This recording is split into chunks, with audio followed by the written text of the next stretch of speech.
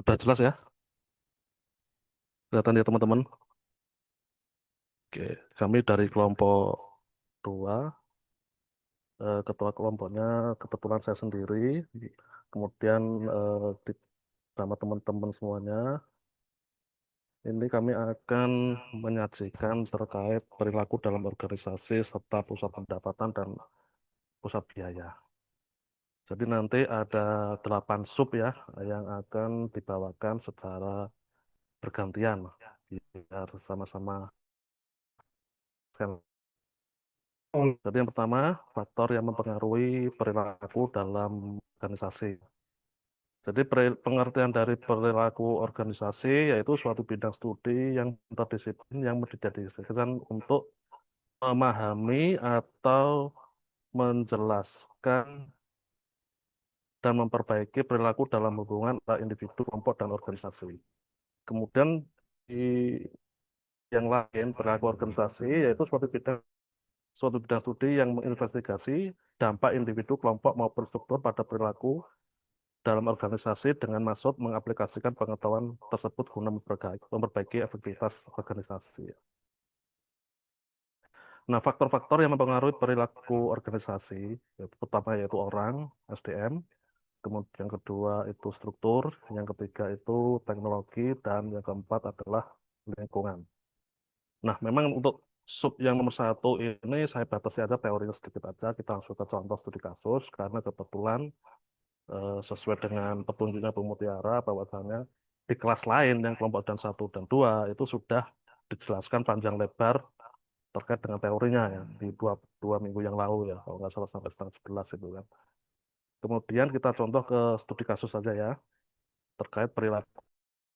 Jadi, tentang usia awal tuh belum tahun 2009 ya. Bahwasannya PT KAI ini merupakan BUMN yang bergerak di bidang jasa angkutan penumpang dan barang. Sebelum tahun 2000 kondisi kereta api di Indonesia itu ya kurang dengan baik. Infrastrukturnya juga usang, kereta api juga sering terlambat, rusak, bocor, pelayanan juga kurang memadai, menjadi masalah utama yang menghambat efisiensi sistem transportasi darat. Banyak jalur kereta yang rusak, fasilitas tidak jalan, stasiun, dan pengelolaan yang tidak profesional, menyebabkan ketidaknyamanan bagi penumpang dan menurunkan citra perusahaan. Nah, bagaimana perubahan dan transformasi manajemen KAI saat itu ya? Jadi ini merupakan organisasi yang memang sangat bagus sebagai contoh dalam keseharian kita ini ya. Jadi yang pertama mengenai sumber daya manusia ya. Jadi yang pertama pemerintah mengatur di tahun 9 ya. Kebetulan ini 2009 sampai 2014. Waktu itu SDM KAI itu perubahan menekankan pentingnya keterlibatan total dari seluruh karyawan, mendorong budaya kerja yang kolaboratif dengan memberikan pelatihan dan pengembangan kompetensi untuk semua level karyawan. Pegawai KAI bukan hanya sebagai objek perubahan, melainkan agen yang merayakan perubahan itu sendiri. Karena itulah KAI menekankan pada pengembangan SDM melalui program reskilling dan upskilling. Kemudian penerapan reward and punishment, serta penanaman budaya kerja berbasis data dan orientasi pelanggan. Reskilling pelajari kemampuan pekerja.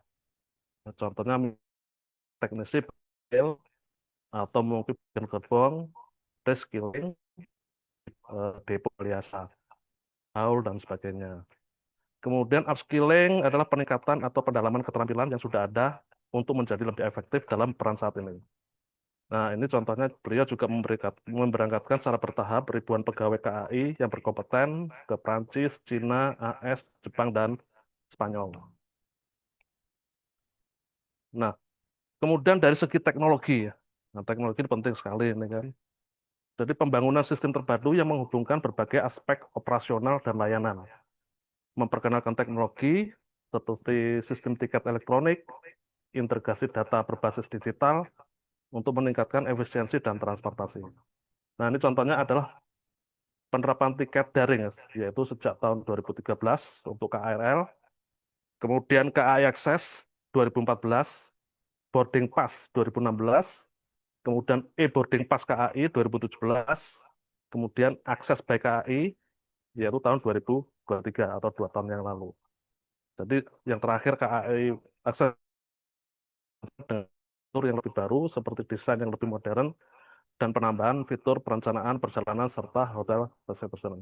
Jadi rekan-rekan yang terbiasa PJKA pulang Jumat kembali Ahad, terutama dari teman-teman pajak atau teman-teman keuangan pasti sudah familiar dengan fitur-fitur KAI akses.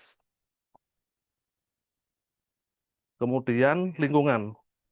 Lingkungan ini transformasi KAI di lingkungan kerja ditandai dengan perubahan mendasar dan fokus operasional kereta api menjadi fokus pada pelanggan customer centric ya.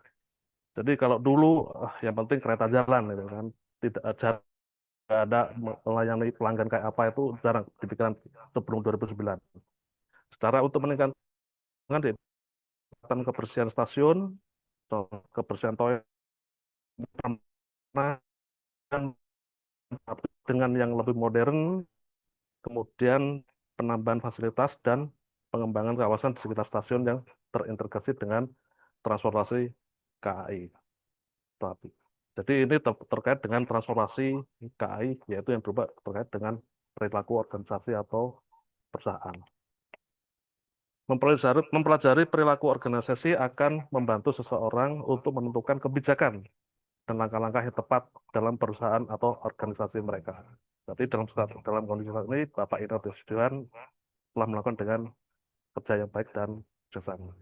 Untuk yang nomor 2, sistem pengendalian formal, saya serahkan ke rekan, silakan, monggo. Izin, terima kasih Pak Bambang.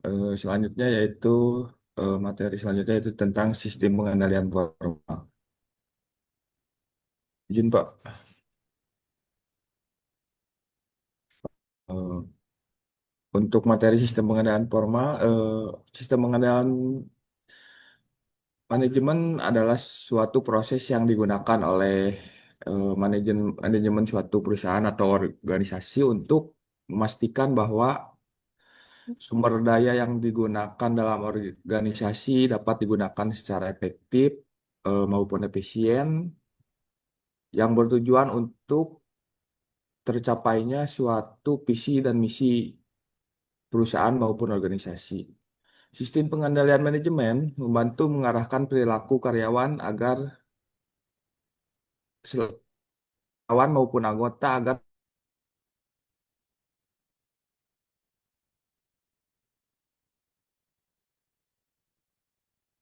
yaitu sistem pengendalian formal dan sistem pengendalian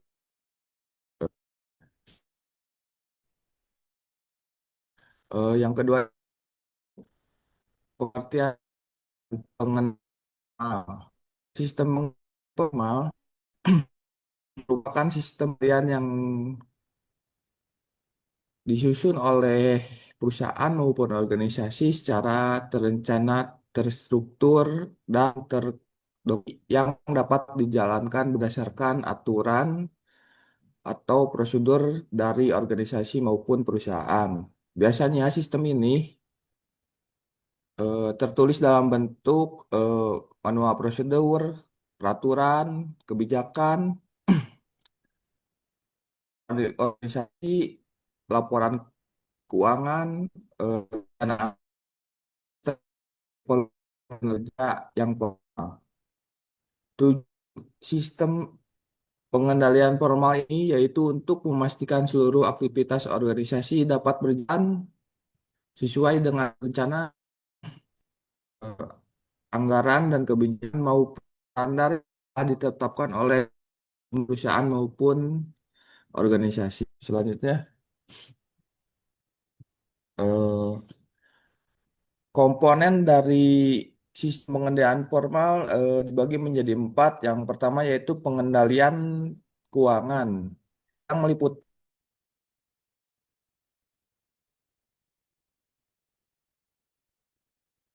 analisis varian dan sistem akuntansi manajemen untuk dapat mengukur efisiensi dan efektivitas.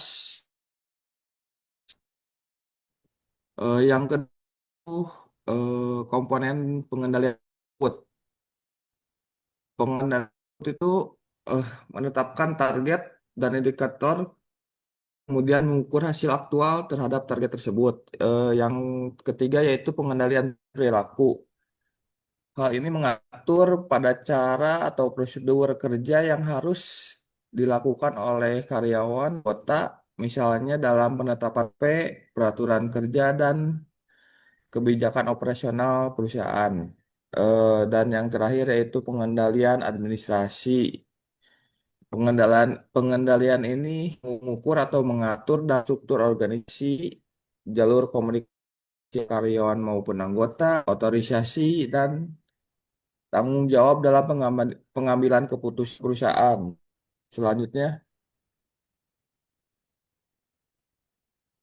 yang selanjutnya yaitu proses dalam sistem pengendalian formal. Yang pertama yaitu penetapan standar atau rencana. Hal ini biasanya dilakukan pada awal penetapan untuk menentukan yang ditetapkan atau terjadi dalam perusahaan maupun organisasi. Misalkan perusahaan A ingin menetapkan target penjualan untuk tahunan maupun bulanan atau triwulanan. Eh, Selanjutnya yaitu standar kualitas terhadap produk maupun standar kualitas pada sumber daya manusia. Dan yang terakhir yaitu batas biaya. Yang kedua yaitu pengukuran kinerja aktual. Hal ini dapat diartikan dalam pengumpulan data aktual tentang hasil kerja yang telah dicapai oleh karyawan maupun anggota. Yang ketiga yaitu perbandingan hasil dengan standar. Biasanya dilakukan dalam mengukur kuantitas suatu data maupun suatu kinerja yang dapat menilai sejauh mana hasil aktual sesuai dengan standarnya ataupun menyimpang dari rencana awal. Dan yang terakhir yaitu tindakan koreksi. Jika terdapat adanya penyimpangan dari standar atau rencana, dilakukanlah perbaikan atau evaluasi agar kembali ke jalur yang diinginkan atau direncanakan. Selanjutnya, selanjutnya yaitu contoh penerapan sistem pengendalian formal. Dalam bidang keuangan, biasanya pada rencana tahunan, audit perusahaan, dan pelaporan lagi. Dalam bidang produksi, biasanya dilakukan pengendalian dalam SOP produksi produk, tes produk maupun kinerja, dan pengendalian atas jadwal produksi, dan eh, itu bidang manusia. Biasanya eh, sistem pengendalian formal dilakukan dalam penilaian kinerja, eh, terus terhadap pengendalian kebijakan cuti di perusahaan, dan sistem tip yang basis kinerja pada perusahaan. Dan yang terakhir yaitu di bidang pemasaran. Biasanya dilakukan pada target penjualan, analisis pasar, dan laporan kinerja.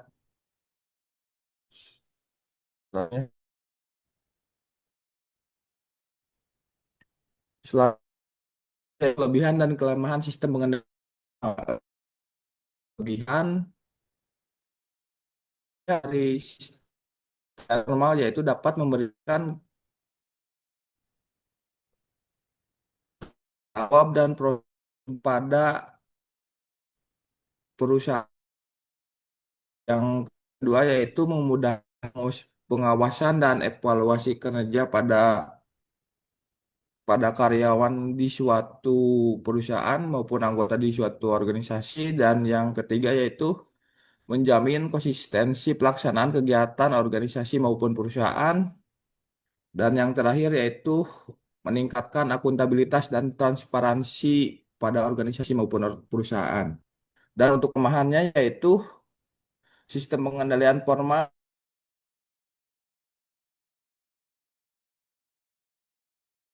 mengenal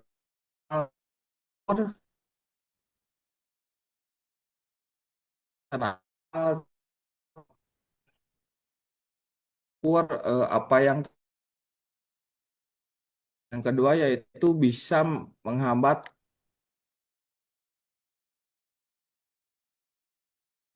jam kerja atau tip misalnya karyawan berpotensi lebih kerja pada malam hari atau lebih lebih baik lembur. Dan yang ketiga yaitu berpotensi menimbulkan birokrasi berlebihan. Dan yang terakhir yaitu tidak selalu efektif untuk mengendalikan perilaku non formal seperti motivasi dan budaya kerja atau organisasi. Selanjutnya, perbandingan antara sistem pengendalian formal dan sistem pengendalian informal. Dalam aspek sifat, pengendalian formal itu tertulis dan terstruktur, tetapi informal itu tidak tertulis, berbasis kepada lebih cenderung kepada budaya. Dan untuk yang kedua yaitu aspek fokus, pengendalian formal lebih kepada prosedur dan hasil kerja. Kalau informal itu lebih kepada sikap, perilaku, dan hubungan sosial. Yang ketiga yaitu pada aspek contohnya yaitu anggaran. Kalau di pengendalian formal itu berbentuk data seperti anggaran, SOP maupun laporan kinerja. Kalau di pengendalian informal itu seperti norma kerja, budaya organisasi, dan kepemimpinan informal. Dalam aspek fleksibilitas, pengendalian formal itu rendah dalam artian kurang fleksibel, dan untuk informal yaitu tinggi karena memiliki fleksibilitas untuk mencapai pengendalian secara kreatif. Dan untuk yang terakhir yaitu ketergantungan pada dokumen.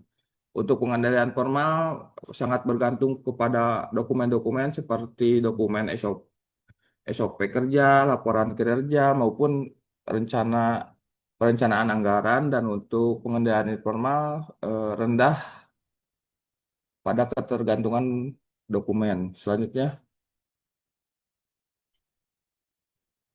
studi kasus sistem pengendalian formal PT Sejahtera. Eh, yang pertama yaitu profil perusahaan. PT Maju Bersama adalah perusahaan manufaktur elektronik yang memproduksi perangkat rumah tangga seperti blender, rice cooker, dan kipas angin. Dalam konteks permasalahannya, biaya produksi meningkat 15% tanpa alasan yang jelas, tingkat cacat produk naik dari 2% menjadi 7%, dan target penjualan tidak tercapai selama 2 kuartal berturut-turut. Dan yang terakhir yaitu perilaku karyawan kurang disiplin terhadap prosedur kerja. Untuk proses pengendaliannya yaitu yang pertama yaitu perusahaan melakukan penetapan standar. Yang pertama yaitu biaya produksi per unit maksimum 120.000, tetapi pada realisasi kinerjanya eh, biaya produksi mencapai 135.000 per unit.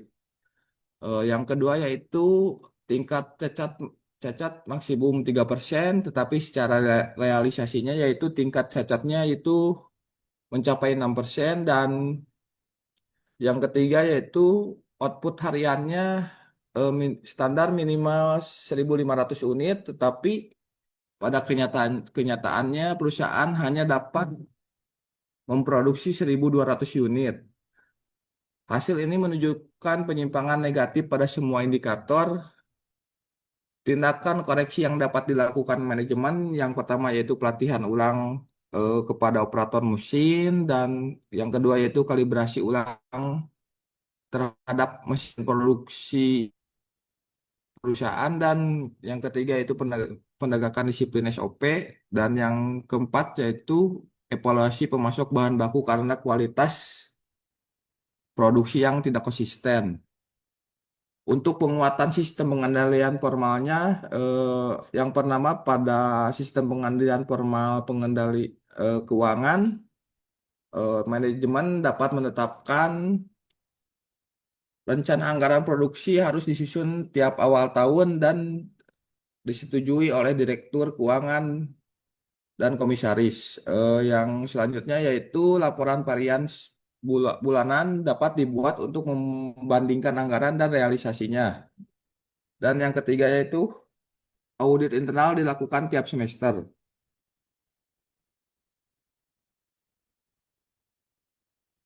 Selanjutnya yaitu pengendalian output. Perusahaan dapat menetapkan KPI baru terhadap tingkat cacat produksi maksimal 3%, output produksi minimal 1.500 per hari, dan tingkat pemenuhan target penjualan minimal 90%. Untuk KPI tersebut dapat dimonitor setiap minggu melalui dashboard kinerja, dan yang terakhir yaitu pengendalian perilaku. Eh, Manajemen perusahaan dapat mengeluarkan suatu SOP produksi yang baru yang dapat dipedomani oleh karyawan. Selanjutnya, manajemen perusahaan dapat melakukan aturan ketat tentang penggunaan mesin dan prosedur inspeksi kualitas. Dan yang terakhir yaitu manajemen perusahaan dapat mengeluarkan kebijakan untuk kehadiran dan disiplin kerja yang baru. Untuk kesimpulannya, eh, sistem pengendalian formal sangat penting untuk mengatur prosedur, hasil, dan struktur organisasi. Namun, pengendalian informal tetap diperlukan untuk mengatur perilaku, motivasi, budaya kerja, sehingga dapat dikombinasikan keduanya yang menghasilkan suatu organisasi yang optimal. Selanjutnya, materi selanjutnya akan disampaikan oleh teman saya.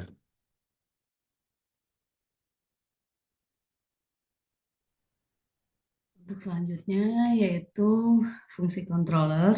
Next, Mas.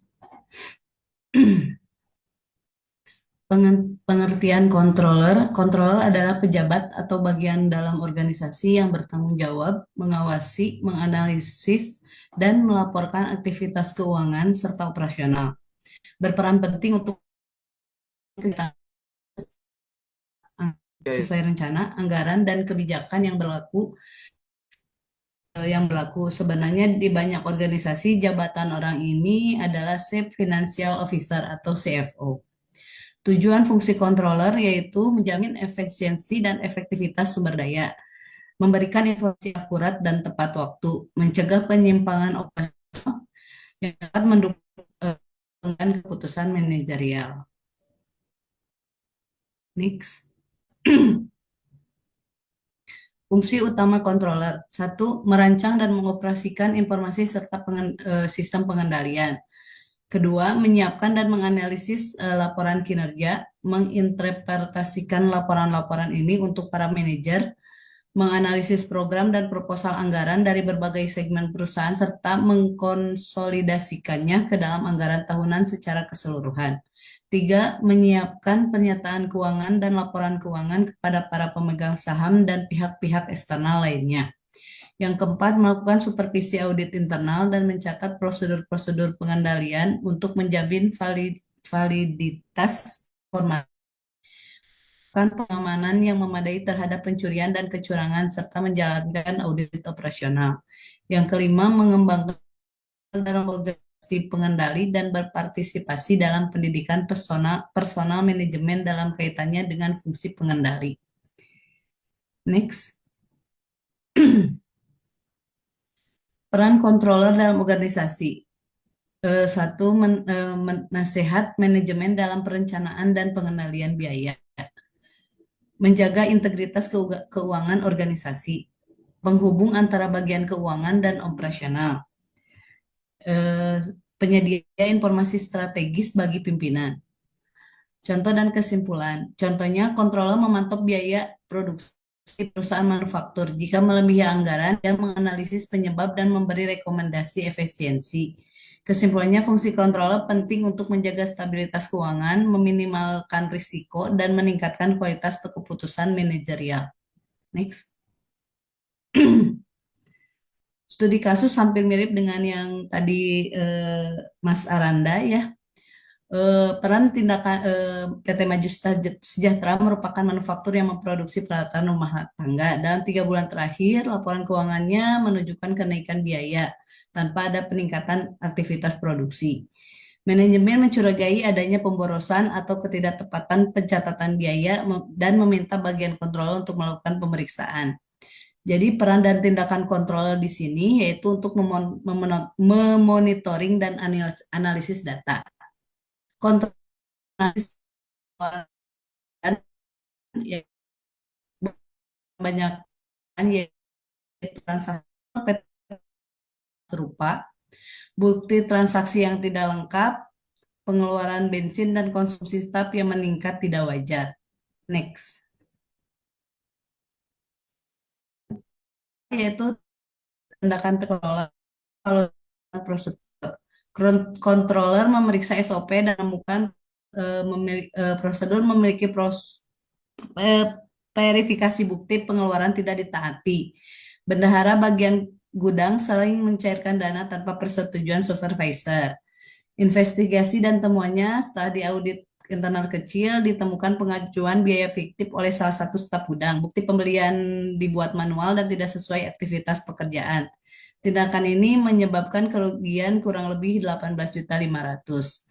Rekomendasi perbaikan dari kontrol itu semua bukti pengeluaran harus berupa struk resmi. Pencairan kas kecil wajib melalui 2 tingkatan persetujuan. Yang ketiga, implementasi sistem rembes digital yang otomatis terhubung ke akuntansi. Yang terakhir, pelatihan ulang SOP ke staf terkait. Next. Jadi kesimpulannya, fungsi controller dalam kasus tersebut yaitu berfungsi untuk mengawasi proses keuangan, menganalisis penyimpangan, mencegah dan mendeteksi kecurangan, yang selanjutnya memberikan rekomendasi perbaikan sistem, yang terakhir menjaga integritas laporan keuangan perusahaan. Untuk selanjutnya dilanjutkan oleh teman saya. Izin meneruskan. Next slide. Jadi pusat merupakan organisasi yang dipimpin oleh seorang manajer yang bertanggung jawab terhadap aktivitas yang dilakukannya. Jadi keberadaan pusat tanggung jawab ini membentuk sebuah struktur yang terkoordinasi sehingga setiap upaya dapat dijalankan secara efektif dan juga efisien. Jadi pusat tanggung jawab bertindak sebagai substruktur organisasi yang kemudian memfokuskan diri pada bidang tertentu dan pusat tersebut bertanggung jawab sepenuhnya terhadap pencapaian tujuan pada bidang yang mereka kelola. Next.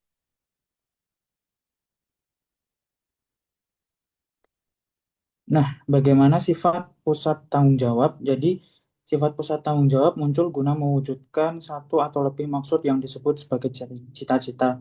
Nah, untuk mewujudkan cita-cita tersebut, maka manajemen senior itu menentukan sejumlah strategi.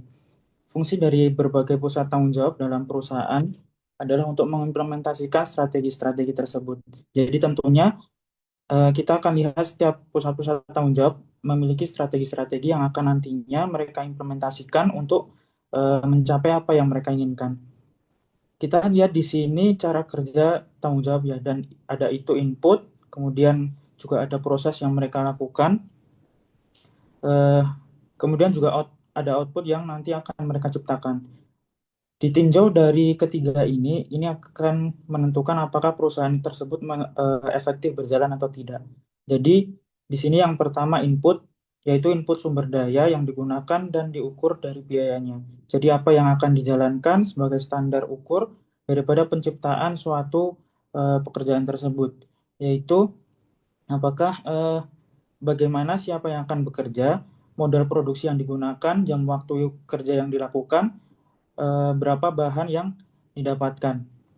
Ini adalah diukur dari sistem biaya, diukur dari sistem jam kerja atau kilogram yang ujungnya dijadikan sebagai biaya tersebut. Nah, kemudian juga ada pekerjaan yang akan dilakukan. Jadi, seberapa banyak pekerjaan tersebut, bagaimana modal pekerjaannya, dan apa yang akan mereka kerjakan. Ini ditentukan oleh model tanggung jawab tadi. Yang ujung-ujungnya adalah bagaimana output atau barang jasa itu bisa dihasilkan. Jadi di sini manajemen bertanggung jawab untuk memastikan bahwa hubungan yang optimal antara input dan juga output. Next. Dalam perusahaan sepatu Aerostreet, pusat tanggung jawab diterapkan dengan menempatkan seorang manajer ya, untuk memimpin setiap bagian operasional yang memiliki fungsi dan aktivitas tertentu. Setiap manajer diberi kewenangan dan juga tanggung jawab untuk memastikan kegiatan di bawah pengawasannya itu berjalan efektif, efisien, dan selaras dengan tujuan perusahaan. Salah satu contoh implementasinya terlihat pada bagian produksi yang dipimpin oleh manajer produksi. Manajer ini bertanggung jawab penuh terhadap seluruh aktivitas manufaktur sepatu, mulai dari pengadaan bahan baku, kemudian pengaturan tenaga kerja, pengoperasian mesin, hingga pengendalian kualitas hasil produksinya. Di sisi lain, bagian lain seperti pemasaran, keuangan, warehouse juga menjadi pusat tanggung jawab yang dipimpin oleh manajer masing-masing. Jadi setiap manajer memiliki ruang lingkup kerja tersendiri, namun semuanya bergerak dalam satu koordinasi untuk memastikan tujuan perusahaan itu tercapai. Next. Berikut ini ilustrasi penerapan cara kerja pusat tanggung jawab pada perusahaan Aerostreet. Tahap input itu mencakup seluruh sumber daya yang dibutuhkan sebelum proses produksi berlangsung.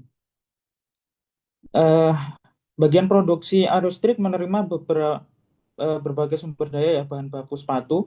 Selain bahan, Aerostreet juga mengandalkan tenaga kerja yang terampil. Kemudian input lain yang tidak kalah penting adalah mesin-mesin produksinya.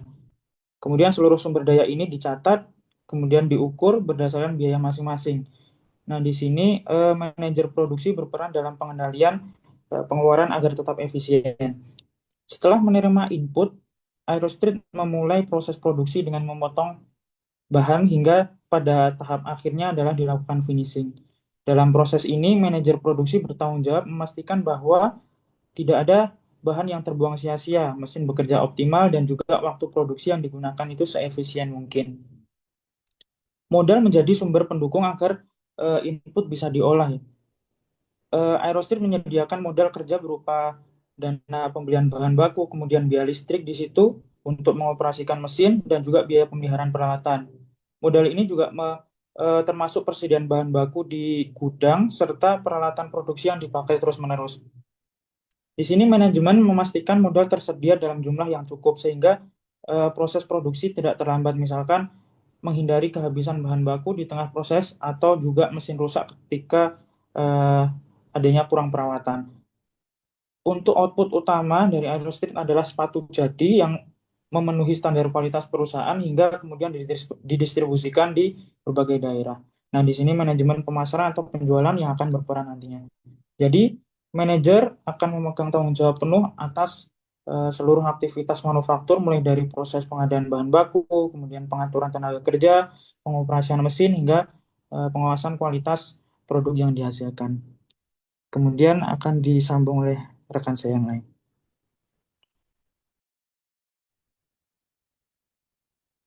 Baik, pusat pendapatan, next. Nah, di pusat pendapatan, suatu output atau yaitu pendapatan diukur secara moneter, akan tetapi tidak ada upaya formal yang dilakukan untuk mengaitkan input, seperti beban atau biaya dengan outputnya. Nah, pada umumnya, pusat pendapatan merupakan unit pemasaran atau penjualan yang tidak memiliki wewenang untuk menetapkan harga jual dan tidak bertanggung jawab atas harga pokok penjualan dari barang-barang yang mereka pasarkan. Selanjutnya, menilik dari buku yang saya baca, konsep pusat pendapatan sendiri merupakan pusat pertanggungjawaban yang keluarannya diukur dalam rupiah, sedangkan masukannya tidak dihubungkan dengan keluarannya. Contoh yang tidak dihubungkan dengan keluarannya itu di bagian pemasaran. Contohnya biaya yang sulit dihubungkan dengan pendapatan ialah biaya penelitian pemasaran, pengumpulan informasi tentang pesaing, iklan, dan hubungan masyarakat. Next. Nah, biaya di bagian pemasaran dan pengendaliannya. Biaya yang terjadi di bagian pemasaran biasanya yaitu pertama biaya untuk memperoleh pesanan, contohnya biaya kebijakan. Yang kedua, biaya untuk memenuhi pesanan, contohnya biaya untuk pengambilan barang yang dipesan dari gudang, pengepakan, penggudangan, pengiriman, pembuatan faktur, dan penagihan. Selanjutnya, biaya iklan. Ada 4 hal yang perlu dipikirkan dalam pembuatan program iklan, yaitu tujuan iklannya apa, anggaran iklan, pesan, dan media penyampaian pesan. Kemudian biaya promosi penjualan. Promosi penjualan merupakan insentif jangka pendek untuk menaikkan penjualan. Dari segi pengendalian manajemen, promosi dapat dibedakan menjadi dua, yaitu promosi dengan pengurangan harga jual produk dan promosi pemberian hadiah. Selanjutnya, biaya hubungan masyarakat. Tujuan hubungan masyarakat adalah menciptakan hubungan yang baik antara perusahaan dengan masyarakat. Manfaat atas biaya untuk hubungan masyarakat tidak dapat segera terlihat dalam penjualan. Kemudian biaya memenuhi pesanan merupakan biaya untuk memenuhi dan mengirimkan pesanan kepada pembeli. Yang termasuk dalam biaya ini adalah pengambilan barang pesanan dari gudang, kemudian pengepakan, penggudangan, pengiriman, dan pembuatan faktur serta penagihan. Selanjutnya, nah, untuk studi kasusnya, sama seperti sebelumnya, saya menggunakan profil perusahaan manufaktur. Di sini saya dapati contoh yaitu pusat pendapatan di divisi penjualan PT Cahaya Elektronik, di mana profil perusahaannya yaitu PT Cahaya Elektronik adalah perusahaan manufaktur yang memproduksi berbagai peralatan elektronik rumah tangga seperti televisi, blender, dan kipas angin. Nah, perusahaan memiliki beberapa pusat pertanggungjawaban, salah satunya pusat pendapatan yang beroperasi dalam divisi penjualan. Nah, divisi penjualan bertanggung jawab untuk menghasilkan pendapatan, tetapi tidak memiliki kewenangan untuk menentukan harga jual dan tidak memiliki harga pokok produksi. Nah, harga jual itu pun sudah ditetapkan oleh divisi keuangan dan manajemen puncak, sementara biaya produksi dikendalikan oleh divisi manufaktur. Nah, konteks permasalahannya pada kuartal kedua tahun berjalan, PT Cahaya Elektronik mengalami penurunan pendapatan sebesar 10%. Nah, manajemen meminta evaluasi terhadap divisi penjualan sebagai pusat pendapatan. Nah, divisi penjualan itu pun melaporkan misal target pendapatannya itu 25 miliar. Kemudian realisasi pendapatannya 2,5 miliar. Nah, jumlah unit produksi yang terjual itu kan turun 8% dibanding kuartal sebelumnya. Namun divisi penjualan tidak memiliki tanggung jawab terhadap beban iklan karena sudah ditentukan oleh divisi pemasaran, kemudian biaya promosi karena sudah ditentukan manajemen pusat, biaya pengiriman sudah ditentukan oleh divisi logistik, kemudian harga pokok produksi dikelola oleh manufaktur, dan penetapan harga jual sendiri pun ditetapkan oleh top manajemen. Nah, tanggung jawab utama mereka itu hanyalah jumlah penjualan dan realisasi pendapatan. Nah, situasi yang terjadi selama kuartal berjalan, muncul beberapa kondisi yang mempengaruhi kondisi kinerja pusat pendapatan. Yang pertama, perubahan harga jual, di mana manajemen pusat menetapkan harga jual televisi tersebut naik sebesar 12% untuk menyesuaikan kenaikan biaya produksi. Nah, divisi penjualan tidak terlibat nih dalam keputusan ini. Akibatnya, banyak pelanggan yang menunda pembelian, kemudian volume penjualan turun meskipun tim penjualan sudah bekerja lebih intensif. Nah, karena pusat pendapatan tidak mengontrol harga, penurunan permintaan tidak sepenuhnya menjadi kesalahan divisi penjualan tentunya. Nah, yang kedua, masalah kualitas produk. Nah, divisi produksi kan mengalami masalah kualitas pada blender, misalkan seri terbaru. Nah, banyak unit nih yang dikembalikan oleh distributornya sendiri. Nah, divisi penjualan harus menghadapi komplain, misal meskipun mereka tidak bertanggung jawab terhadap kualitas produknya sendiri. Nah, kemudian ketiga, kebijakan promosi. Manajemen pusat memutuskan untuk mengurangi anggaran promosi TV dan digital sebesar 40% demi penghematan.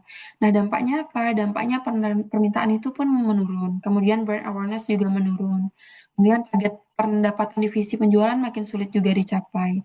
Nah, karena divisi penjualan tidak mengendalikan anggaran promosi ini, penurunan pendapatan tidak sepenuhnya juga mewakili performanya mereka. Kemudian analisis tanggung jawab pendapatannya. Dari sini divisi penjualan sebagai pusat pendapatan hanya dinilai berdasarkan output pendapatan, bukan berdasarkan biaya. Nah, karena mereka itu kan tidak mengatur biaya promosi, kemudian tidak menetapkan harga, kemudian tidak mengendalikan biaya produksi, dan mereka juga yang tidak mengatur kegiatan distribusi yang mempengaruhi biaya.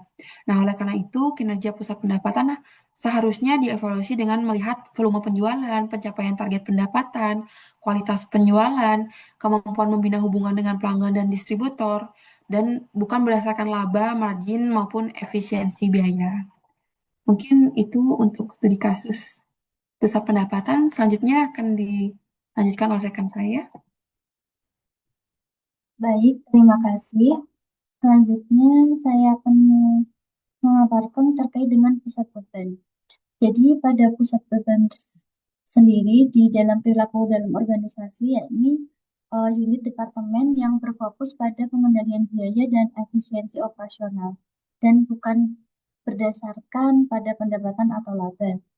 Definisi menurut ahli ada beberapa, di sini saya ambil dua, yakni dari Mulyadi, Sistem Akuntansi Manajemen Salemba 4. Menurut beliau, pusat beban adalah bagian organisasi yang manajernya bertanggung jawab terhadap biaya tetapi tidak terhadap pendapatan atau laba. Serta dari Anthony N. Govindarajan, pusat beban merupakan unit organisasi yang manajernya bertanggung jawab terhadap biaya yang terjadi tetapi tidak terhadap pendapatan atau investasi.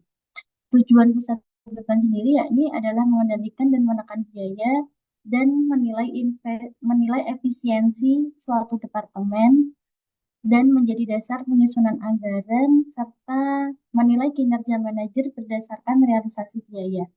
Selanjutnya, jenis-jenis pusat beban sendiri terdiri dari dua. Yang pertama yakni pusat beban teknik, yaitu bisa dicontohkan sebagai pusat beban yang mudah diukur secara teknis, sebisa dalam pabrik ataupun bengkel. Dan yang jenis kedua yakni jenis pusat beban kebijakan, yang yaitu biaya tergantung kepada keputusan manajerial. Contohnya pada sumber daya manusia, penelitian dan pengembangan, serta hubungan masyarakat. Karakteristik pusat beban itu sendiri tentunya adalah fokus utamanya pada pengendalian biaya atau beban. Dan output itu tidak selalu dapat diukur dengan satuan keuangan. Kinerjanya diukur berdasarkan kepatuhan terhadap anggaran serta tidak memiliki tanggung jawab terhadap pendapatan atau laba. Langkah-langkah pengendalian pada pusat beban menetapkan standar biaya dan anggaran, lalu mencatat realisasi biaya aktual dan melakukan analisis penyimpangan serta mengambil tindakan koreksi atas inefisiensi yang ditemukan. Tujuannya sendiri menjaga agar biaya aktual tidak melebihi anggaran tanpa alasan yang sah. Selanjutnya, contoh penerapan pusat beban sendiri dapat dikelompokkan menjadi 3 pada studi kasus saya nanti, yaitu jenis organisasinya dapat berupa perusahaan manufaktur, perusahaan jasa, ataupun instansi pemerintah. Contoh pusat bebannya jika di perusahaan manufaktur terdapat pada departemen produksi. Jenis biaya yang dapat dikendalikan yakni biaya bahan, tenaga kerja, dan listrik. Pada jenis organisasi perusahaan jasa, contoh pusat bebannya berada di bagian administrasi atau sumber daya manusia. Dan biaya yang dapat dikendalikan yakni beban gaji, perlengkapan, serta pelatihan. Untuk organisasi instansi pemerintah, pusat bebannya dapat berada di bagian umum, kepegawaian, dan keuangan. Dan biaya yang dapat dikendalikan yakni biaya operasional, alat tulis kantor, ataupun perjalanan dinas. Tantangan dalam pengendalian pusat beban sendiri yakni sulit mengukur kontribusi non-finansial, biaya overhead yang sulit dialokasikan, serta perlu sistem informasi biaya yang akurat. Dan potensi perilaku disfungsional, misalnya menekan biaya tapi menurunkan kualitas. Selanjutnya,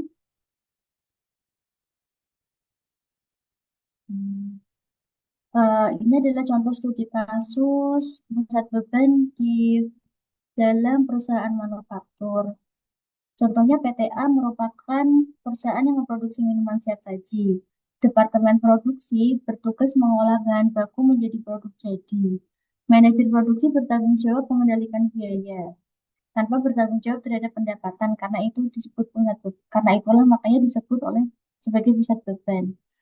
Lalu kondisinya, ada salah satu kondisi di mana di bulan Agustus, biaya produksi meningkat 12% dibandingkan bulan sebelumnya, sehingga perlu dievaluasi pengendalian biayanya. Di sini tertimbul permasalahan, yakni bahan baku yang ternyata dipakai melebihi standar. Lalu downtime mesin menyebabkan penambahan jam kerja atau lembur dan listrik meningkat karena mesin dibiarkan menyala saat berhenti. Maka evaluasi atau aksi yang dilakukan atas permasalahan tersebut yaitu melakukan kalibrasi mesin dan menetapkan standar takaran bahan. Lalu dapat menyusun preventive maintenance untuk mengurangi downtime dan menerapkan SOP pemadaman mesin saat jeda produksi.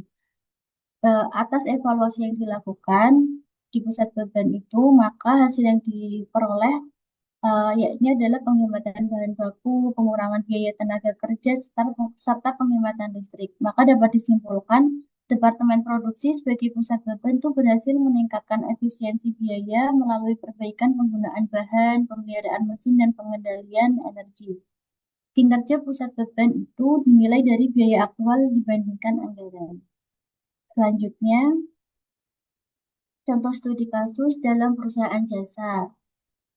Contohnya, pada perusahaan B, yakni perusahaan yang bergerak di bidang konsultan, yang bergantung pada kompetensi karyawan.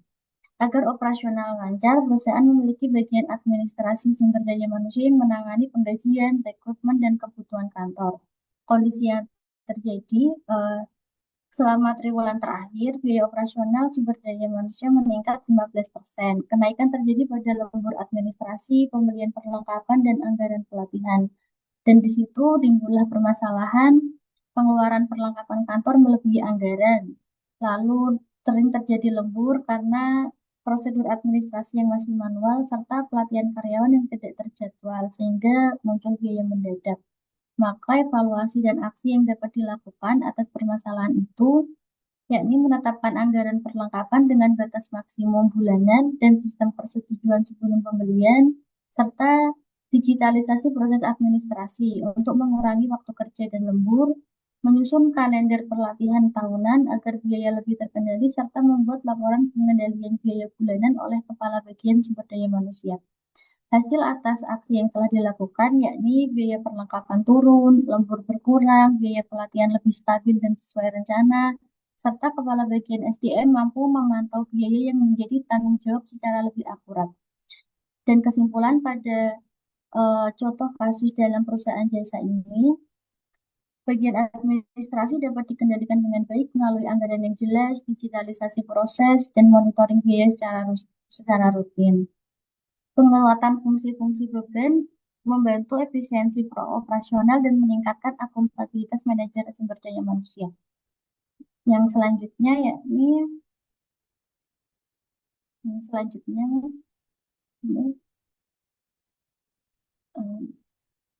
Yakni contoh kasus dalam instansi pemerintah.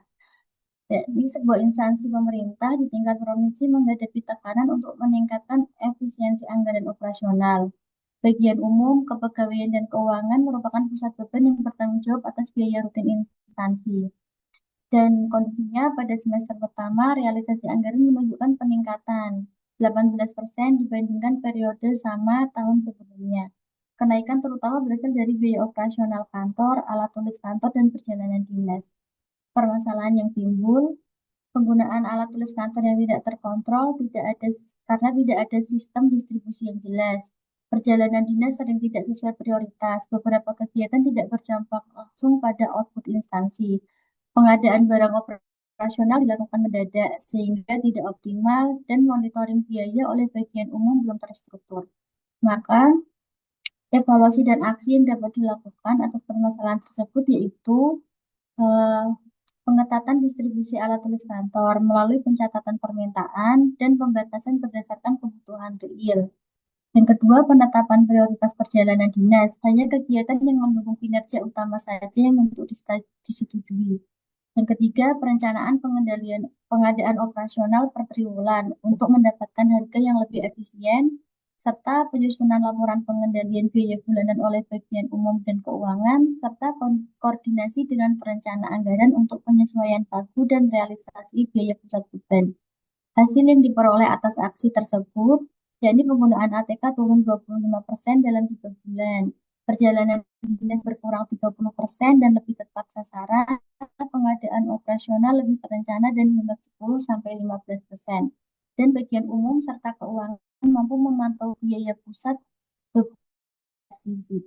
Kesimpulannya, dengan pengendalian anggaran, pembatasan kegiatan non-prioritas, dan perencanaan pengadaan yang baik, pusat beban pada instansi pemerintah dapat dikelola lebih efisien. Selanjutnya, kesimpulannya, pusat beban berfokus pada pengendalian biaya, bukan pada pendapatan, dan efisiensi dan kepatuhan anggaran menjadi ukuran utama kinerja, serta pengendalian efektif membutuhkan sistem informasi biaya yang andal. Terima kasih. Selanjutnya akan dijelaskan oleh rekan saya. Baiklah, selanjutnya itu terkait pusat administratif dan pendukung. Jadi yang pertama kita masuk ke bagian pengertiannya. Untuk pusat administrasi dan pendukung sendiri adalah unit yang tidak menghasilkan pendapatan langsung, tetapi mendukung aktivitas operasional utama. Nah, fungsinya itu ialah menyediakan layanan, informasi, serta dukungan administratif agar pusat lain, atau di sini mungkin pusat pendapatan ya, dapat berjalan secara efisien. Nah, contohnya itu adalah bagian keuangan dan akuntansi, SDM, bagian hukum, bagian IT, dan lain-lain. Next. Nah, pusat administrasi dan pendukung ini juga punya fungsi dan tujuan. Yang pertama yaitu untuk mendukung kelancaran operasional dari pusat laba dan pendapatan. Seperti yang sebelumnya udah saya mention, kalau misalnya pusat administrasi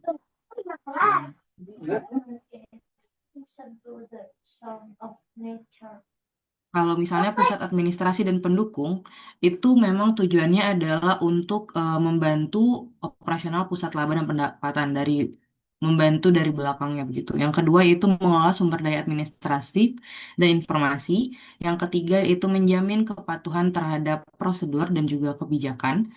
Serta yang keempat yaitu memberikan data untuk pengambilan keputusan manajemen. Selanjutnya. Nah, hubungannya dengan pusat pendapatan dan beban adalah, jadi kalau misalnya pusat pendapatan itu menghasilkan uang, sedangkan untuk pusat administrasi itu membantu dari belakang layar. Maksudnya bagaimana? Jadi untuk pusat administrasi itu memang tidak akan menghasilkan uang atau tidak bisa dihitung hasilnya secara langsung secara finansial. Akan tetapi untuk penghitungannya ataupun penghitungan kinerjanya pun nanti akan dihitung secara non finansial. Nah, beban dari pusat administrasi termasuk biaya tidak langsung ataupun indirect cost. Nah, kontribusi dari pusat administrasi dan pendukung itu diukur melalui dukungan terhadap pencapaian tujuan pusat lain. Jadi seperti yang tadi sempat saya sampaikan, kalau misalnya pusat administrasi dan pendukung ini itu adalah pusat yang mendukung dari belakang layar. Jadi misalnya pusat dari pendapatan itu dapat berjalan dengan baik, salah satunya didukung oleh pusat administrasi dan pendukung ini, sehingga untuk melihat apakah pusat administrasi dan pendukung berjalan dengan baik atau tidak, dapat dilihat juga secara tidak langsung melalui hasil dari pusat pendapatan itu sendiri. Selanjutnya, pengukuran kinerja pusat administrasi dan pendukung. Nah, jadi untuk ukuran kinerja bagi pusat administrasi dan pendukung itu memang tidak dapat diukur secara finansial. Maka karena itu kita punya ukurannya sendiri. Yang pertama itu contohnya efisiensi biaya. Jadi kita membandingkan antara anggaran dengan perbandingan biaya aktual. Selanjutnya bisa juga melalui kualitas layanan. Jadi di sini kita menilai bagaimana sih kepuasan pengguna internal terhadap layanan yang telah diberikan. Yang ketiga yaitu terkait ketepatan waktu ataupun kecepatan layanan administratif. Jadi kembali lagi, memang pusat administrasi dan pendukung ini memang sebenarnya layar dan juga sebagai bagian dari administratif perlu untuk lihat salah satu salah satu kinerja yang dapat dinilai yaitu terkait dengan kecepatan layanan yang diberikan. Selanjutnya yaitu kepatuhan prosedur, yang mana dapat dinilai dengan tingkat kesesuaian dengan SOP. Next. Tantangan pengendalian pusat administrasi dan pendukung. Yang pertama yaitu sulit untuk mengukur hasil kinerja secara finansial. Karena untuk pusat pendapatan itu dapat diukur kinerjanya secara finansial, maka berkebalikan dengan pusat administrasi dan pendukung. Untuk pusat ini kita sulit untuk mengukur hasil kinerjanya secara finansial. Sehingga ada ukurannya. Yang kedua yaitu manfaat seringkali tidak terlihat secara langsung ataupun intangible. Karena pusat administrasi dan pendukung ini merupakan pusat yang mendukung dari belakang layar, maka seringkali memang tidak terasa secara langsung untuk manfaatnya, karena kembali lagi dia tidak memberikan manfaat secara finansial. Yang ketiga, yaitu evaluasi bisa subjektif, tergantung penilaian dari pengguna layanan. Jadi memang pusat administrasi dan pendukung ini, itu penilaiannya dari pengguna layanan internal. Dan kembali lagi, penilaian dari pengguna internal itu bisa saja berbeda-beda, sehingga evaluasinya bisa sangat subjektif. Yang terakhir, perlu indikator non-keuangan seperti kepuasan, kualitas, dan juga waktu pelayanan. Jadi untuk menilai ataupun mengukur kinerja dari pusat administrasi dan pendukung memang ada indikator lainnya seperti kepuasan, kualitas, ataupun waktu pelayanan yang telah diberikan oleh pusat administrasi dan pendukung. Next. Studi kasus terkait tantangan pengendalian pusat administrasi dan pendukung. PT Sinar Jaya Group memiliki beberapa pusat administratif dan pendukung seperti SDM, teknologi dan informasi, keuangan, dan layanan umum. Unit-unit ini tidak menghasilkan pendapatan secara langsung, tetapi menyediakan layanan internal untuk mendukung operasi produksi dan pemasaran. Akhir-akhir ini muncul masalah TI lambat menangani kerusakan mesin dan masalah sistem. Keuangan lama memproses persetujuan anggaran. Laporan keuangan bulanan terlambat, serta enggak tanpa layanan. Next. Jadi untuk analisis salahnya, unit ini ada sehingga output mereka sulit diukur secara finansial. Yang kedua, tidak adanya standar layanan membuat ekspektasi proses masih manual dan tidak efisien. Jadi karena memang untuk pusat administrasi dan pendukung ini tidak bisa kita ukur kinerjanya secara finansial, maka sangat mungkin sekali untuk ekspektasi antara unit itu tidak seragam. Next. Maka karena itu, untuk solusi singkatnya, yang pertama ditetapkan SLA untuk TI, keuangan, SDM, dan layanan umum. Yang kedua, menggunakan sistem layanan internal, jadi bentuknya bisa tiketing ataupun approval digital. Yang ketiga, menentukan KPI non-finansial, misalnya waktu penyelesaian permintaan dan tingkat kepuasan unit lain. Hal ini sangat penting karena misalnya untuk penyelesaian laporan keuangan yang terlambat ataupun realisasi dari keuangan yang terlambat itu tentu saja akan menghambat proses dari suatu organisasi. Maka karena itu diperlukan waktu penyelesaian permintaan yang sesuai dengan tenggat waktunya. Yang kedua juga untuk tingkat kepuasan unit lain ini juga perlu ditentukan KPI-nya karena bagaimanapun ini merupakan salah satu indikator untuk menghitung kinerja dari pusat administrasi dan pendukung. Yang keempat, kontrol biaya melalui anggaran berbasis aktivitas. Dan yang kelima, rapot evaluasi rutin antara unit pendukung dan pengguna layanan. Jadi pengguna layanan di sini harus memberikan evaluasi secara rutin untuk unit pendukungnya, sehingga unit pendukung tersebut, di mana di sini pusat administrasi dan pendukung, dapat terus berbenah dan dapat terus memperbaiki diri. Next. Dampak yang diharapkan yaitu yang pertama, pelayanan internal diharapkan lebih cepat, jelas, dan konsisten, biaya lebih terkontrol, serta terakhir kinerja antar departemen lebih sinkron dan efisien. Jadi kembali lagi, karena mendukung adalah satu dari belakang layar. Jadi apabila pusat administrasi ini tidak mendukung dengan maksimal, nantinya pada akhirnya juga akan menghambat dari pusat pendapatan. Jadi memang diperlukan koordinasi lebih lanjut yang lebih baik agar pusat administrasi dapat mendukung pusat pendapatan secara lebih maksimal. Next. Baiklah, selanjutnya akan dijelaskan oleh rekan saya.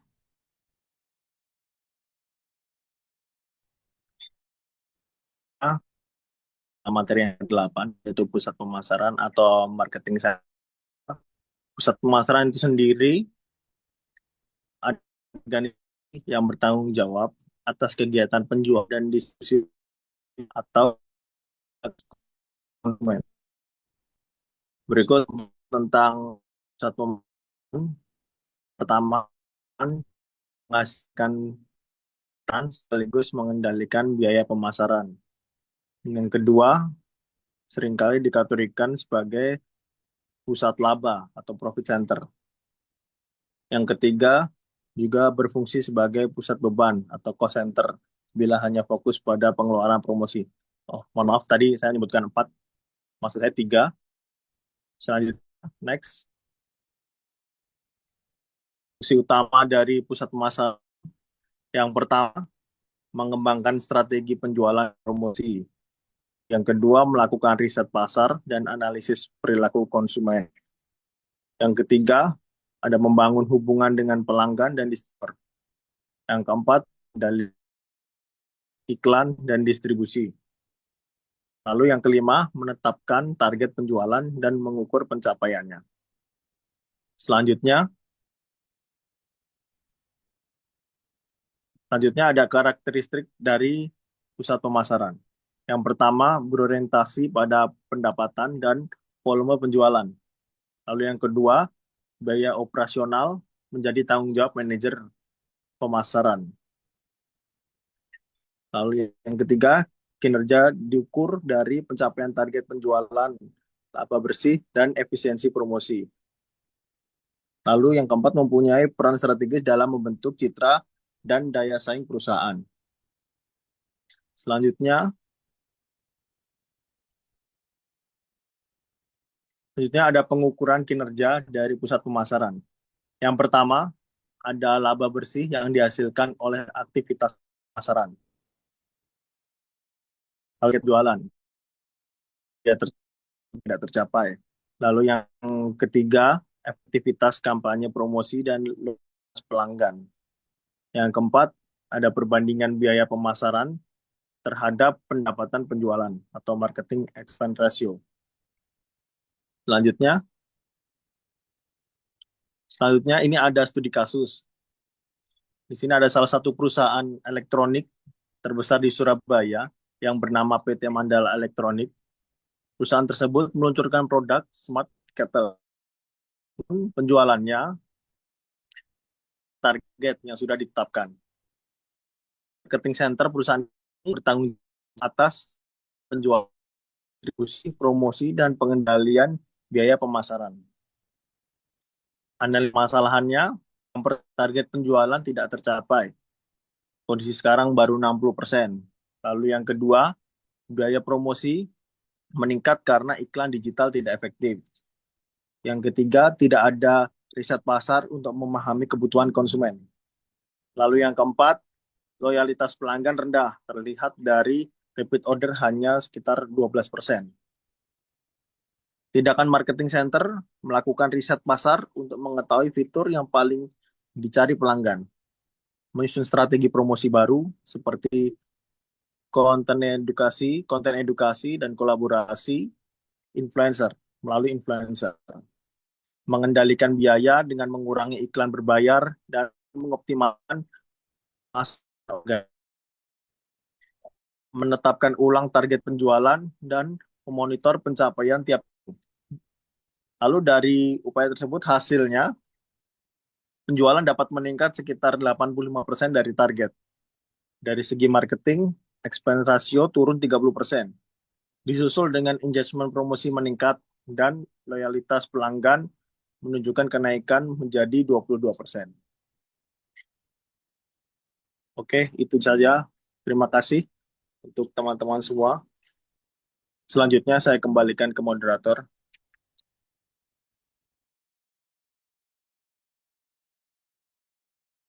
Terima kasih rekan-rekan untuk kelompok 2. Untuk berikutnya saya serahkan ke Ibu Mutiara selanjutnya. Terima kasih. Oke, terima kasih untuk kelompok 2 ya, untuk presentasinya. Tepat waktu ya, jam 10 pas.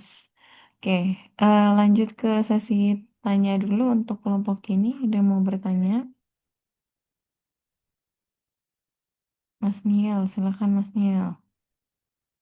Nanti Terima sekalian kasih. jawab ya nanti. Iya, terima kasih Bu Mutia dan rekan-rekan kelompok 2.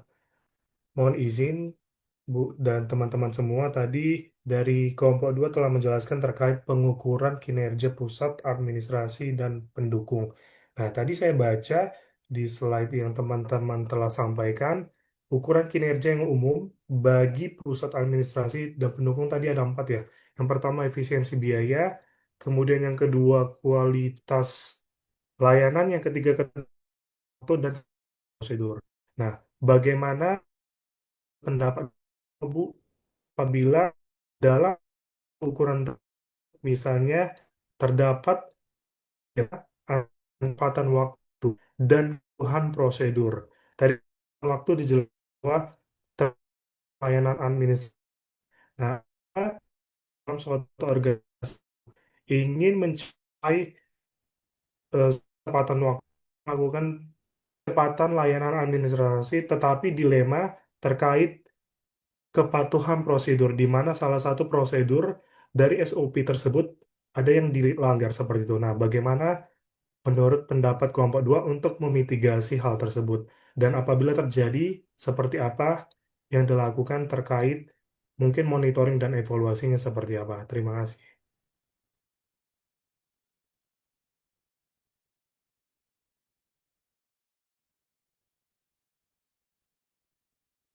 Oke, kelompok 2. Karena tadi saya sinyalnya agak nggak bagus sih, saya juga nggak paham. Apakah menangkap pertanyaannya, Mas Bambang? Pak Bambang? Siap Bu, menangkap Bu. Oke, siap. Baik, Selanjutnya mau dibuka dulu satu lagi kali ya, baru nanti dijawab. Oke, satu lagi kesempatan yang ingin bertanya. Nggak ada? Oh, nggak ada, boleh dilanjut sesi jawabnya ya. Mungkin dari Mbak Dian tadi ya. Mbak Dian kelompok yang penyaji 1 atau penyaji 2? penyaji 2 Ibu. Penyaji 2. Oke, Mbak Dian mau langsung dijawab? Boleh Ibu. Oke, silakan Mbak Dian. Baik Ibu. Jadi untuk mengatasinya, yang pertama kita itu perlu melihat efektivitasnya, apakah layanan ataupun pekerjaan tersebut mencapai tujuan yang diminta oleh unit lain gitu. Misalnya terjadi dilema kan apa tetap meskipun mungkin prosedurnya dipersingkat ataupun disesuaikan. Nah, selanjutnya itu ketepatan waktu itu dapat menjadi indikator dari kita selama hasil akhirnya tidak menurunkan kualitas ataupun melanggar aturan kritis. Selanjutnya kita juga perlu melihat terkait efisiensinya, terkait penggunaan sumber dayanya, baik waktu, tenaga, biaya, dan itu tuh harus seminimal mungkin. Selanjutnya kita juga perlu memperhatikan terkait kualitasnya, misalnya ketepatan, akurasi, dan standar layanan gitu. Jadi misalnya kita mengejar ketepatan waktu, tapi buat kualitas turun, maka kinerja dari kualitas itu dianggap jadi makin rendah gitu. Nah, terus jika prosedur dijalankan terlalu kaku sehingga mengambil kualitas dari sisi kepuasan pegawai turun gitu. Jadinya prosedur perlu dijalankan menjaga standar, tapi tidak berlebihan hingga mempersulit. Nah, itu sejauh ini kita belum mematuhi SOP organisasi, perlu juga prosedur is atau quantity dan negotiable ya gitu. Nah, terus selanjutnya juga ada juga prosedur yang mungkin non kritis gitu ataupun bisa disesuaikan untuk mengejar ketepatan waktu gitu. Sekian jawaban dari saya Ibu dan Mas Peniel ya. Sudah Oke, menjawab, Mbak. Terima kasih, Mbak. oke, terima kasih Mbak Dian dan terima kasih Mas Niel untuk pertanyaannya. Berarti lanjut menjawab pertanyaan dari penyaji satu ya. Rekan penyaji satu sudah menemukan jawaban untuk disajikan.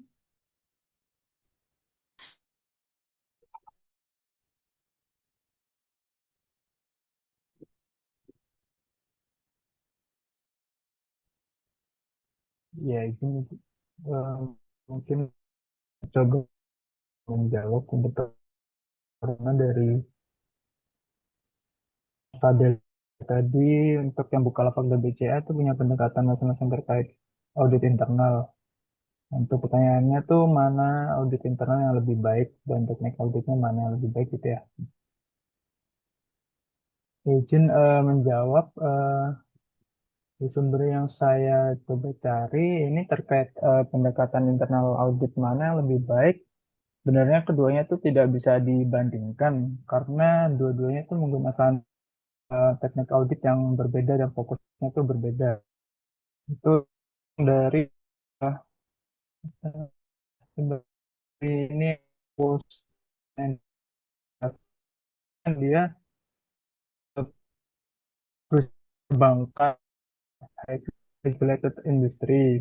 Namunnya untuk teknik audit internal itu lebih dan berlapis. Ciri khas untuk yang BCA menggunakan risk based internal audit. Terus dia untuk itu mengikuti regulasi OJK dan Bank Indonesia yang mewajibkan freelance audit defense lengkap, audit kredit operasional treasury, teknologi informasinya yang berkala. Terus juga di BCA ini menerapkan continuous auditing atau monitoring dengan sistem IT yang kuat, menggunakan data analitik untuk mendeteksi adanya anomali transaksi. Kemudian juga sangat fokus pada fraud detection dan juga kepatuhan. Nah, kelebihannya di BCA ini dia tingkat kontrolnya sangat tinggi, standar auditnya terukur, metodologinya matang, namun kekurangannya itu dia kurang fleksibel dan prosesnya lebih bürokratis. Nah, sedangkan di Bukalapak ini kan dia perusahaan e-commerce atau teknologi yang mainnya ini agile environment. Nah, di Bukalapak ini perusahaan teknologi, dia memiliki pendekatan audit yang lebih fleksibel dan adaptif dan berfokus pada teknologi. Nah, ciri khasnya ini untuk yang di Bukalapak, dia berfokus pada audit TI, keamanan data, privasi, dan infrastruktur cloud. Terus lebih banyak juga menerapkan agile audit, audit cepat, interaktif, yang mana ini menyesuaikan perubahan produknya juga, terus memanfaatkan log monitoring, analitik, dan juga automation. Lalu juga lebih fleksibel dan di audit internal Bukalapak ini cenderung pada keamanan siber, terus terkait kebocoran data, integritas transaksi digital dan juga algoritma. Nah, jadi antara keduanya di sini BCA itu dia lebih unggul untuk di resiko finansial, regulasi dan kepatuhan. Karena kita tahu bahwa perbankan itu kan resikonya lebih tinggi, dia kan menyimpan uang-uang juga sehingga perbankan itu wajib internal yang ketat dan terstandarisasi. Sedangkan ini untuk Bukalapak lebih internal tekniknya itu untuk kecepatan, inovasi dan juga audit teknologi modern karena perusahaan teknologi ini lebih adaptif terhadap perubahan sistem dan teknologi digital. Mungkin dari saya seperti itu, dari teman-teman mungkin jika ada tambahan.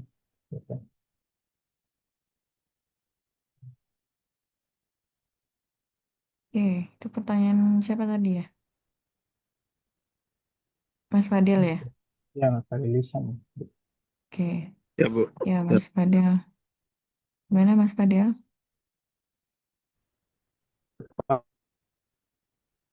Oke, karena memang ini ya segmennya agak berbeda ya.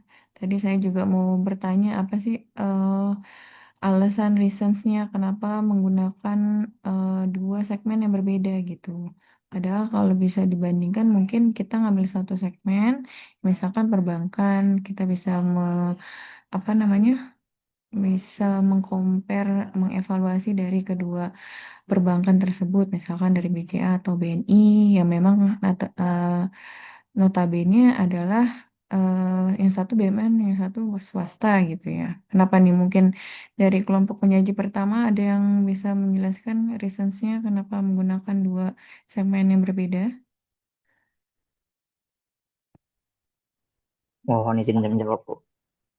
Oke, silakan. Ya, ya tadinya kita itu pertimbangan kita adalah Tokopedia dan Buka. Nah, tapi eh, apa ya? Secara subjektif kita melihatnya kedua perusahaan ini SPM yang mereka jalankan itu kurang apa ya Bu ya, kurang optimal atau kurang baik Bu. Jadi menurut kita pengen ada dua pembanding yang sebenarnya bisa dibandingkan. Ini loh SPM-nya yang baik dan ini loh SPM-nya yang kurang baik. Dan kita susah untuk mencari perusahaan e-commerce yang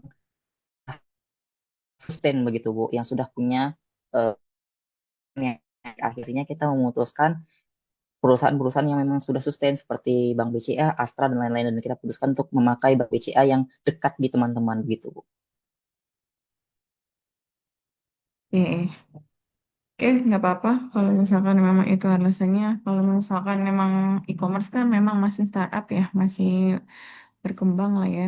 Kalau mungkin itu alasannya bisa diterima, tapi memang nanti untuk SPM-nya agak berbeda ya untuk kedua ini. Ya udah nggak apa-apa ya. Oke, selanjutnya dari kelompok penyaji pertama mau menjawab pertanyaan dari Mas Niel, silakan. Untuk pertanyaan dari Peniel, izin saya coba menjawab juga ya Bu ya. Luar biasa sebelumnya pertanyaan Mas Peniel. Transfer price-nya, pada intinya pertanyaannya gimana sih tanggapan kelompok kami? Eh, s- Bagaimana perusahaan untuk memitigasi risiko terkait dua opini apa ya, dua pandangan yang berbeda antara akunting dan fiskal begitu. Kurang lebih begitu ya Mas Niel ya. Sebenarnya pertanyaan ini yang pengen saya tanyakan ke Bu Mutiara juga nih, tapi ternyata ditanyain sama Mas Peniel duluan. Nah, kalau boleh kami berpendapat Bu, jadi menurut PS ini jadi teknis ya. Menurut PSAK ini kan transfer pricing itu yang penting disclosure, keterbukaan pada intinya. Sementara menurut eh, fiskal yang penting itu adalah arm length principle atau PKKU kalau tadi bahasanya Mas Niel tuh prinsip kelaziman dan kewajaran usaha begitu. Nah, jadi bagaimana memitigasi risikonya kalau misalkan ada dua pandangan ini? Sebenarnya ini bukan dua pandangan yang berbeda menurut kami Bu ya. Justru ini saling melengkapi. Artinya kalau kita gabungkan eh, perusahaan itu bisa menerapkan keduanya tanpa harus mengurangi salah satunya. Misalkan eh, apa ya, biasanya mungkin terjadi di perusahaan batu bara kali ya. Misalkan suatu perusahaan batu bara dia menggali, dia mengangkut batu baranya gitu kan. Nah, biasanya pakai anak perusahaan sendiri tuh yang mengangkut batu baranya.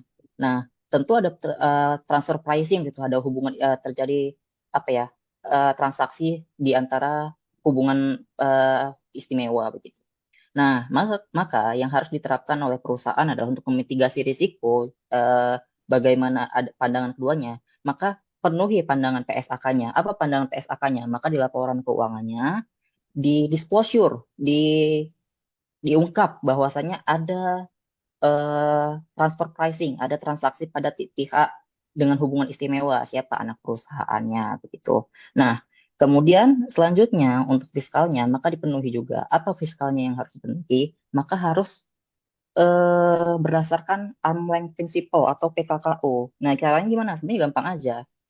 Eh, Berapa sih biasanya harga yang untuk misalkan untuk membawa batu bara dari Kalimantan Timur ke India misalnya, ke Mumbai begitu. Kalau biasanya per tonnya misalkan $5 begitu, maka gunakan apa ya? nilai pasar wajar yang sama untuk transfer pricing tersebut begitu. Jadi dengan begitu dan juga dokumentasi seluruh dokumen dan perjanjian kontrak. Dengan begitu tidak ada harusnya risiko yang mungkin berpotensi untuk memicu temuan audit atas laporan keuangan maupun temuan audit atas fiskal. Begitu menurut kami, Mas Peniel. Untuk teman-teman dari kelompok satu, jika ada tambahan untuk dipersilakan juga.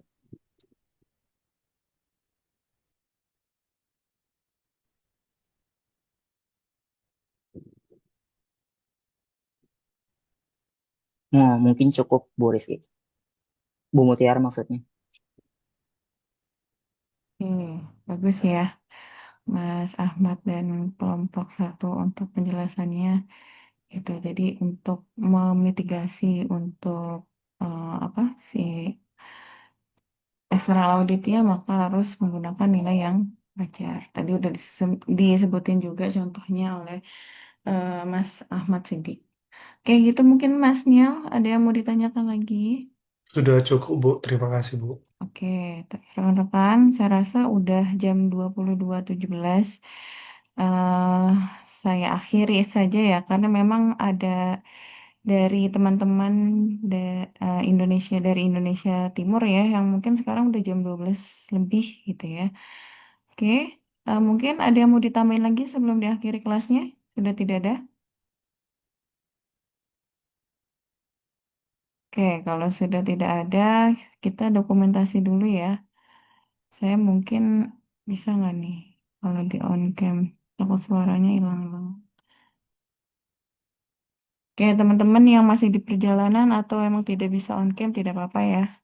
Oke, 1, 2, 3.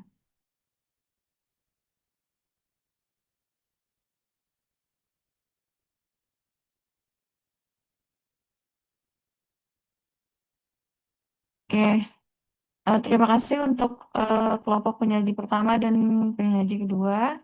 Saya rasa sangat bagus ya materinya karena memang yang pertama itu sudah mengcompare antara dua perusahaan yang memang berbeda segmen, tapi saya rasa nggak apa-apa karena memang tadi alasannya adalah mengcompare antara yang memang sudah bagus penerapannya dan satu lagi yang belum maksimal gitu ya.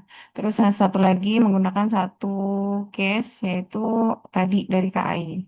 Oke, saya rasa eh sudah cukup kelasnya. Assalamualaikum warahmatullahi wabarakatuh.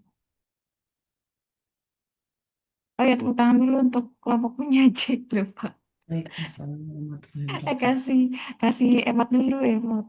Ya. Ya, terima kasih Bu Mutiara. Kasih. Ibu. Terima kasih Bu Mutiara. Sudah capek-capek presentasi hari ini. Oke, bye-bye. Terima kasih, Bu. Terima kasih, Bu. Terima kasih.